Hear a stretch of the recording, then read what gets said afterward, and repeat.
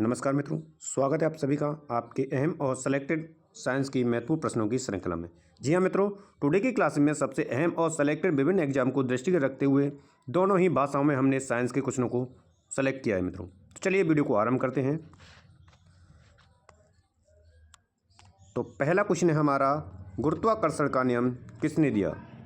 Albert Einstein, Isaac Newton, Galileo या Nikola Tesla के द्वारा। एक एक क्वेश्चन आप सभी के लिए बेहद इंपॉर्टेंट है, इसलिए कंप्लीट वीडियो देखिए मित्रों।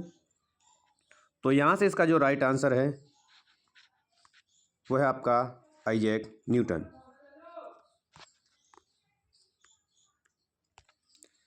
आइजैक न्यूटन के द्वारा गुरुत्वाकर्षण का जो नियम दिया गया था वो 1687 ईस्वी में दिया गया था। और यह नियम कहता है कि ब्रह्मांड की प्रत्येक वस्तु दूसरी वस्तु को उसके द्रव्यमान के अनुपात और दूरी के वर्ग के व्युत्क्रमानुपाती बल से आकर्षित करती है। कई बार एग्जाम में पूछा गया है, तो चीज़ों को ध्यान में रखेंगे। क्वेश्चन नंबर नेक्स्ट है, कोशिका का पावर हाउस किसे कहा जाता है? What is the powerhouse of the cell? नाभिक, राइबोसोम, माइक्रोकोंडिया या साइटोप्लाज्म? तो यहाँ से इसका आंसर होगा माइक्रोकोंडिया।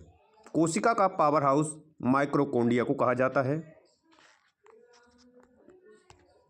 माइक्रोकोंडिया कोशिका में एटीपी के रूप में ऊर्जा का उत्पादन करती है। कई बार पूछा जाता है कि माइक्रोकोंडिया जो है ऊर्जा का उत्पादन किस रूप में करती है, और इसका पूर्ण रूप भी पूछा जाता है। तो एटीपी का पूर्ण रूप है एडेनोसाइन ट्राईफॉस्फेट, इसलिए इसे कोशिका का पावर हाउस कहा जाता है। साधारण नमक का रासायनिक सूत्र क्या है? KCl, NaCl, HCl, NO2, CO3। तो यहाँ से इसका राइट आंसर है मित्रों NaCl। जी हाँ, साधारण नमक का जो रासायनिक नाम होता है पूछा जाता है तो सोडियम क्लोराइड होता है। यह जो है किसके संयोजन से बनता है? तो सोडियम और क्लोरीन के संयोजन से निर्मित होता है। क्वेश्चन नंबर नेक्स्ट है, वायुमंडल की कौन सी परत में ओजोन परत पाई जाती है? क्षोभमंडल, समतापमंडल, मध्यमंडल या तापमंडल? तो यहाँ से इसका जो राइट आंसर है वो है समतापमंडल। ओजोन परत समतापमंडल में पाई जाती है और यह सूर्य से हानिकारक पराबैंगनी किरणें यानी यूवी से पृथ्वी की रक्षा करती है। नेक्स्ट क्वेश्चन है, विटामिन सी का रासायनिक नाम क्या है? रेटिनॉल, कैल्सीफेरॉल, एस्कॉर्बिक एसिड या टोकोफेरॉल?